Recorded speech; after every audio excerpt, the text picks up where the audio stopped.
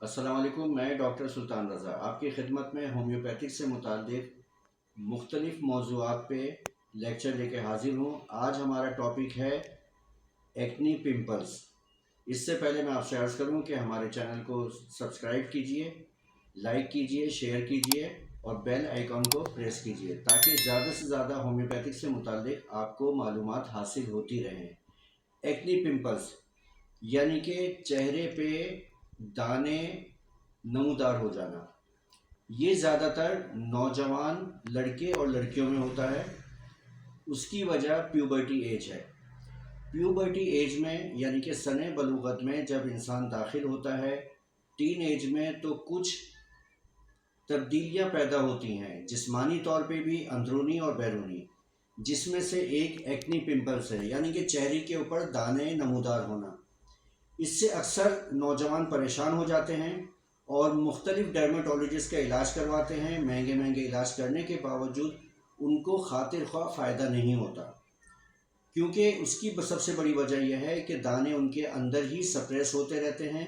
Suppress ہونے کے بعد ایک جگہ کے بعد دوسری جگہ، حد یہ ہے کہ جسم کے اندر بھی نمودار ہونے شروع ہو جاتے ہیں۔ لہٰذا homeopathic treatment natural way of treatment ہے۔ اس میں ہمیشہ دانے اندر سے باہر کی جانب نکلتے ہیں، جس میں اکثر لوگوں کا یہ خیال ہو جاتا ہے کہ ہومیوپیتھک والے تکلیف کو ابھار دیتے ہیں۔ یہ ابھارنا نہیں ہوتا، بلکہ آپ کے دانے اچھے ہونے کی صورت میں اندر سے باہر نکل رہے ہیں اور باہر نکل کے وہ ختم ہو جاتے ہیں۔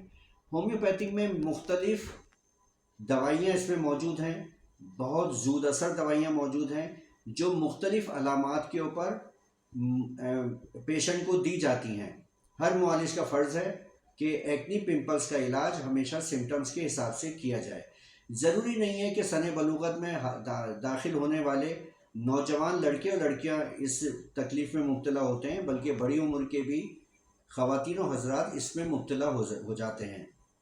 اس کی بے شمار وجوہات ہوتی ہیں۔ زیادہ دھول مٹی میں، زیادہ گرمی میں، زیادہ دھوپ کی تپش میں رہنا، یا وہ لوگ جو اپنے لائف اسٹائل میں کھانے پینے کا خیال نہیں کرتے، زیادہ گرم چیزیں، ریسٹورنٹ کے کھانے، باہر کے کھانے، چکنی تلی ہوئی چیزیں کھاتے ہیں، ان کو بھی یہ پرابلم ہو سکتی ہے۔ جو پیٹ کے امراض سے تعلق رکھتے ہیں، سینے میں جلن، پیٹ میں مختلف قسم کی تکلیفیں، اس کے اثرات بھی چہرے پہ نمودار ہوتے ہیں۔ لہٰذا اس میں چاہیے کہ اپنے اسکن کو ہمیشہ صاف رکھیں، دھول مٹی سے بچا کے رکھیں، کھانے پینے کے معاملات میں توازن برقرار رکھیں، یہ بہت ضروری ہے۔ اگر ایسا نہیں کیا تو اس کے مختلف قسم کی علامات صرف چہرے پہ نہیں بلکہ مختلف بیماریاں بھی ہو سکتی ہیں۔ لہٰذا ان سب احتیاطوں پہ عمل کرتے ہوئے ہومیوپیتھک ٹریٹمنٹ جب بھی کوئی معالج سے لے گا اس میں یقیناً فائدہ پہنچے گا۔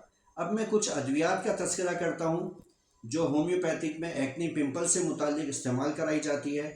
اگر سمٹمز کے حساب سے دوائیاں استعمال کی جائیں تو بہت اچھے رزلٹ سامنے آتے ہیں۔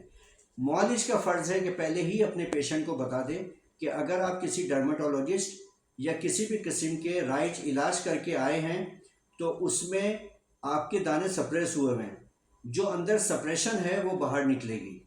وقتی طور پہ یہ باہر دانے آئیں گے اور دانے آنے کے بعد مکمل شفا کی طرف انسان چلے جاتا ہے۔ جب آپ یہ بات اپنے پیشنٹ سے کہیں گے تو پیشنٹ بھی مطمئن رہے گا، ورنہ وہ یہ تاثر اس کے ذہن میں نہ جائے کہ ہومیوپیتھک دوا نے ابھار دیا اور تکلیف ہماری بڑھ گئی۔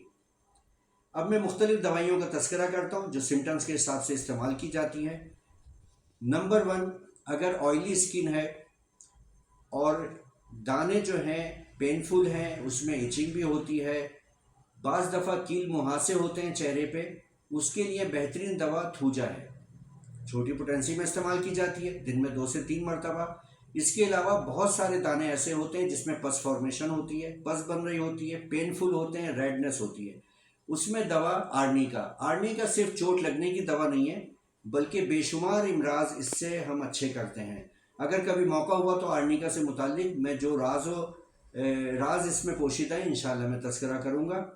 تو پینفل دانے ہیں، پس فارمیشن والے ہیں، ریڈنس ہے، ہائپر سینسٹیوٹی ہے، اس میں آرنیکا آ جاتی ہے۔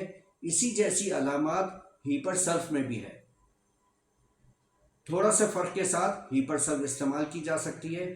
اب آ جائیے ایسے دانے جس میں پرس فارمیشن ہے، گاڑھا مواد نکلتا ہے دانوں سے، لیکن اتنی زیادہ شدید تکلیف نہیں ہے اس میں۔ یہ دوا عام طور پہ پلسٹیلا کی علامات ہیں۔ یہ خاص طور پہ لڑکیوں میں استعمال کی جاتی ہے جن میں ہارمونک چینجز ہو، مینسٹرول ڈس آرڈر ہو، مینسز irregular ہوں، ان کو یہ دوا استعمال کرائی جا سکتی ہے۔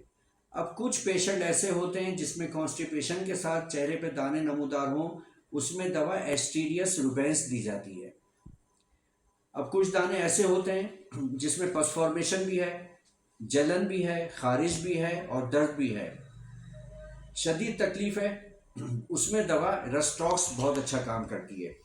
کچھ دانے ایسے ہوتے ہیں جس میں صرف ایچنگ ہوتی ہے، خارش ہوتی ہے، اور ان دانوں سے ہنی لائک مواد نکلتا ہے، اس میں دوا گریفائٹ استعمال کی جاتی ہے۔ گریفائٹ اسکن کی بہت بڑی دوا ہے۔ کچھ دانے ایسے ہوتے ہیں جو ماتھے کے اوپر، فرنٹل ہیڈ ایک کے اوپر کیل مہاسے ہوں، پینفل دانے ہوں، باریک باریک دانے ہوں، اس میں دو دوائیاں آ جاتی ہیں، ایک کالی بروم ہے اور دوسری بربرس ایکوفولیم۔ سمٹمز کے مطابق معالج کو استعمال کرانا چاہیے۔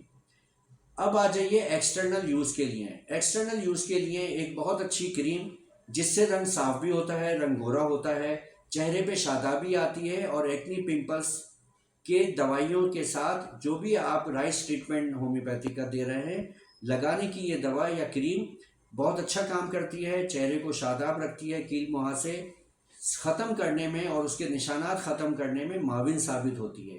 یہ ہے مام فارمیسی کی فیس فیئر کریم۔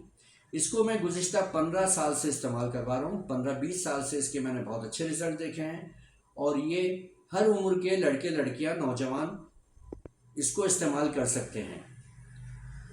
مختلف قسم کے جب دوائیاں استعمال کی جائیں تو ان دوائیوں کے ساتھ بعض دفعہ نوسوٹ کا استعمال بھی کرنا ضروری ہو جاتا ہے۔ ایسے کیسز جس میں رزلٹ خاطر خواہ نہ آئے، اس میں نوسوٹ کے استعمال کرنے کے لیے یا انٹر کرنٹ ریمیڈی استعمال کرنے کے لیے ایک تو سلفر آپ کے پاس بہت اچھی دوا موجود ہے، جہاں پہ ویل سلیکٹڈ ریمیڈی اسٹیبل ہو جائے، اس کی امپرومنٹ مزید نہ آ رہی ہو، اسٹیبلٹی آ جائے، تو اس میں سلفر دیجئے، ورنہ پھر میڈورائنم 200 یا 1 کا استعمال کیا جائے۔ اس کے علاوہ انٹر کرنٹ ریمیڈی کے طور پہ یا نوسوٹ کے طور پہ آپ کے پاس ایک دوا موجود ہے جس کو سفلینم کہتے ہیں۔ اس سفلینم کی ایک خوراک دینے کے بعد کچھ دنوں تک انتظار کیجئے، اور اس کے بعد جس دوا کے سمٹمز ہوں اس کو آپ استعمال کر سکتے ہیں۔ اب میں آپ سے اجازت چاہوں گا۔ ڈاکٹر سلطان رضا، شان ہومیو کلینک، 63 عارف arcade, near سفورہ چورنگی، MMI hospital, Karachi.